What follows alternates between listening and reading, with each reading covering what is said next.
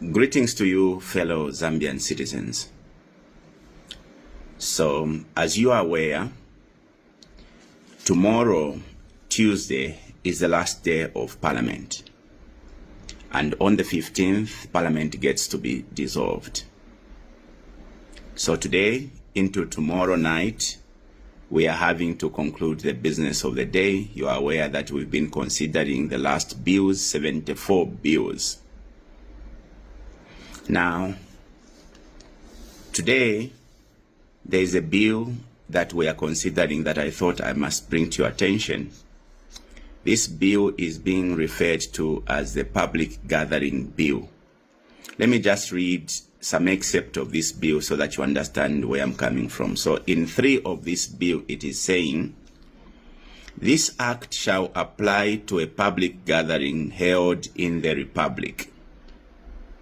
Despite subsection 1, this act does not apply to public gatherings that are held, number 1, by the President, number 2, by the Vice President, by the Speaker, First Deputy Speaker, or Second Deputy Speaker, number D, by a Minister or Provincial Minister, by a Member of Parliament in the performance of that member's duties under any written law in that member's constituents, by a mayor, council chairperson, or councillor in the performance of civic duty in that mayor or council chairperson's district or that councillor's ward.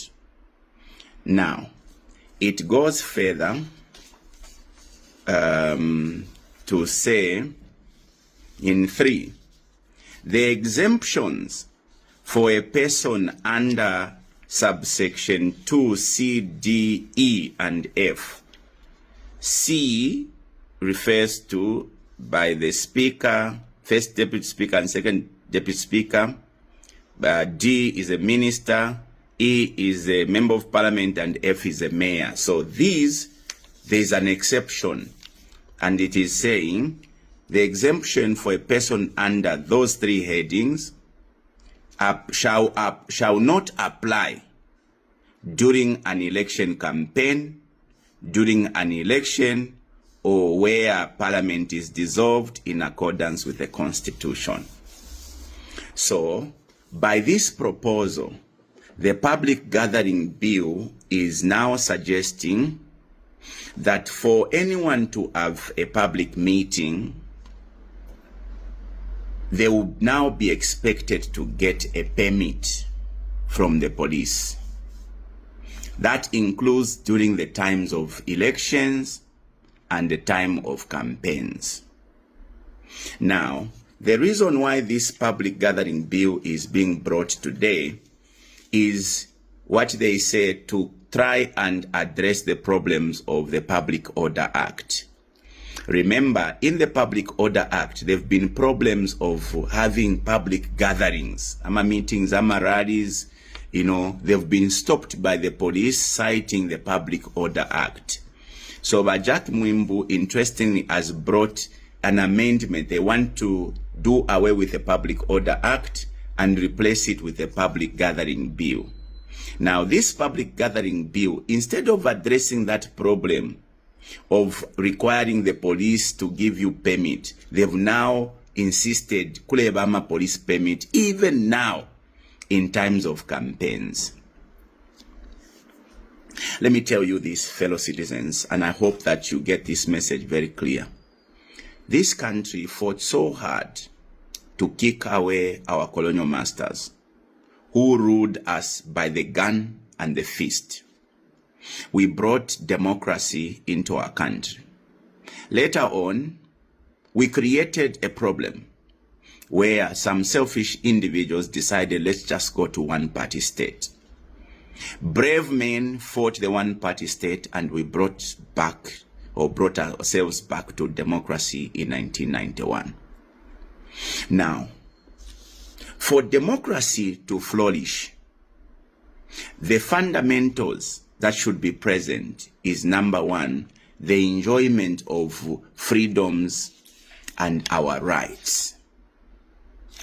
Part of the rights and freedoms that must be enjoyed for democracy to flourish is the right to expression.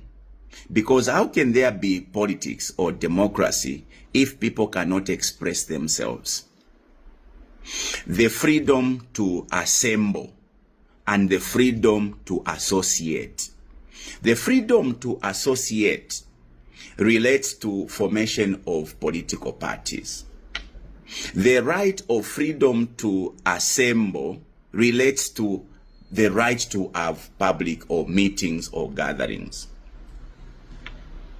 So, we have been enjoying democracy since 1991, with all these fundamentals having been in place where people could express themselves, people could register political parties, people could gather. Today, the UPND have taken away all that.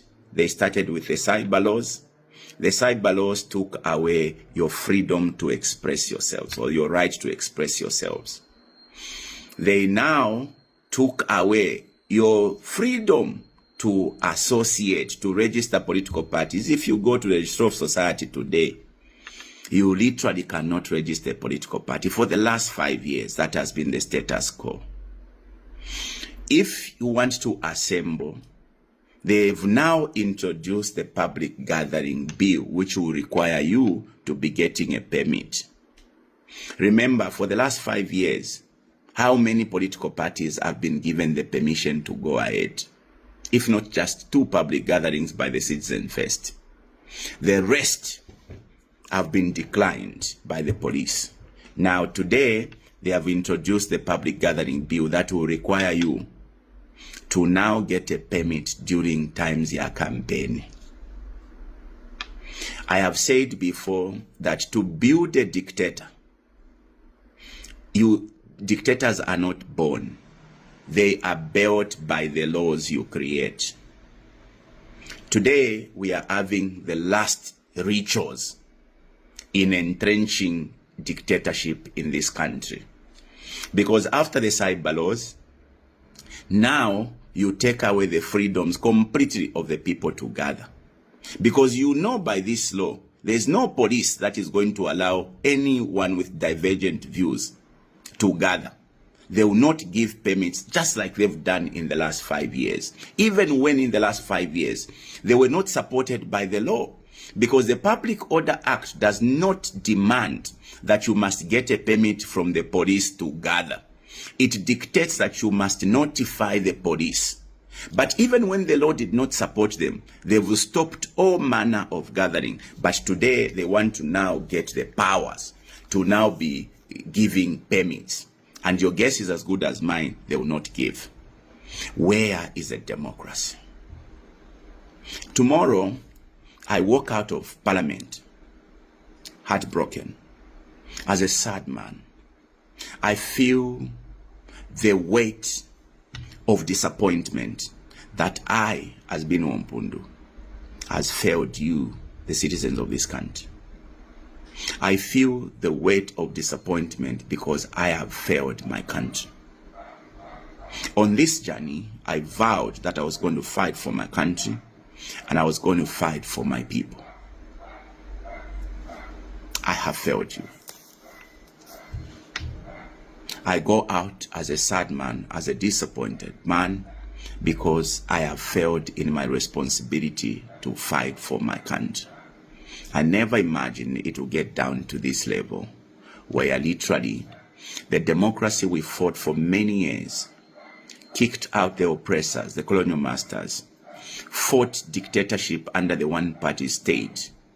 The democracy we have cherished is now gone. Fellow citizens, it breaks my heart. I have sat here many times. I have spoken to warn you of what's coming ahead. I have been ridiculed, both in Parliament and outside. I've been insulted. I've been belittled. And here we are. The last rituals. to entrenching a dictatorship in this country. So let me say in plain language, today we are having, or the UPND are hitting the last nail in the coffin, barring our democracy. If you didn't understand well, if the citizens cannot have the right to express themselves because of the law called the cyber laws, if the citizens cannot have the right to associate because of what is happening at the register of society, if the citizens cannot assemble, where is your democracy? That is a question that each one of you must ask yourselves. I don't mind being insulted. I don't mind being ridiculed. I don't mind being belittled. Think of the consequences that these selfish actions will do to this country. I wish some of you could have stood with me to fight this monster that we are creating today. There will be a day. Because some of you are saying, go and fight in parliament. Unfortunately, how can I fight alone? How can the two of us fight? They've gotten the numbers. Westmore, the people that you gave power, those you sent to parliament, when they went there, they started cherishing their bellies. They became shimatwekas. Bamushani na bwati. Bachindankulambule. That's what they became. They cherished or prioritized the interests of their bellies. So we don't have the numbers. So these bills are going through. But the repercussions, the ramifications of these bills are going to be felt starting this August. Imagine the proposal through the Electoral Amendment Act, the Electoral Process Amendment Act. No sane people can propose what was proposed in the Electoral Process Amendment Act. No normal society can enact a law such as the Public Gathering Bill. But does it bother them? No. Does it bother you? It is up to you. Some of you who come and celebrate this, I've seen comments saying this is order. There is no order that demands sitting on the rights of the citizens. There is no order that precludes citizens from getting involved in politics through bogus laws. There's no order. Fellow citizens, I know posterity stands to judge all of us, and I have refused to be judged harshly by posterity, which is why I put my life on the line. As many of you may now be aware, I have made a decision not to recontest my parliamentary seat for two very important reasons. Number one, it is useless. It's vanity. It's foolish for me to want to go to parliament and continue under the same circus, enacting bills such as this under the leadership of those, presiding officers. That is why I am focused on the bigger picture. Let us help get power from these characters. Number two, even if I was to stand, how? What time do I have if I'm going to spend every other day at court?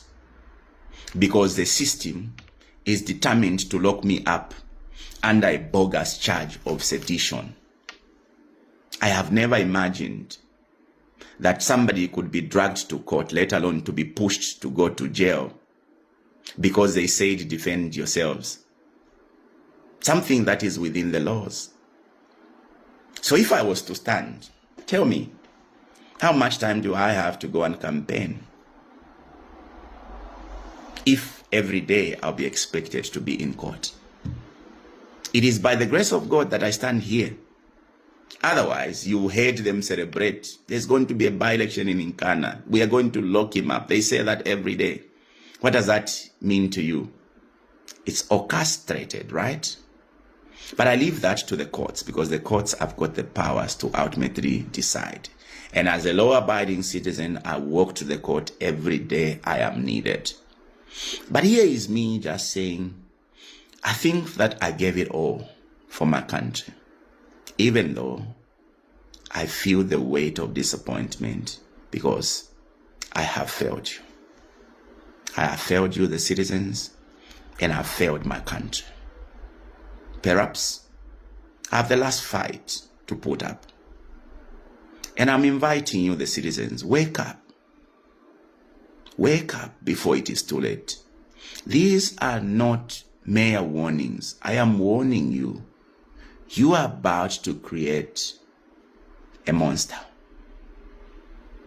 Don't let this word come and ring in your minds later on when you would have failed to act. The time to act is now. Stop this monster from being created.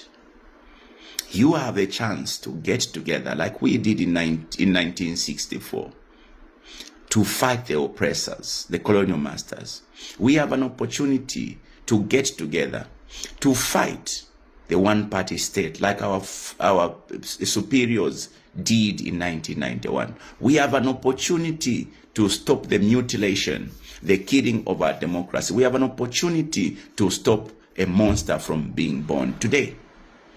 That is why today is not about whether I want to be on the ballot. Statistics alone is not sufficient. You cannot say, I participated in an election, I came number 4, I came number 5. It is not about being on record. It is about doing what must be done for this country. This is the moment when men of honor, men of integrity, men and women that love this country must hold hands and fight this monster that we are about to create. That is the moment when every noble man and woman must speak to themselves, must realize that this is a moment upon which we are being called to stand together, not for personal benefit, but for the interest of our country. Posterity will judge you very harshly if you fail to put aside your personal interest for the interest of the country. May God bless you. May God bless our country. I thank you.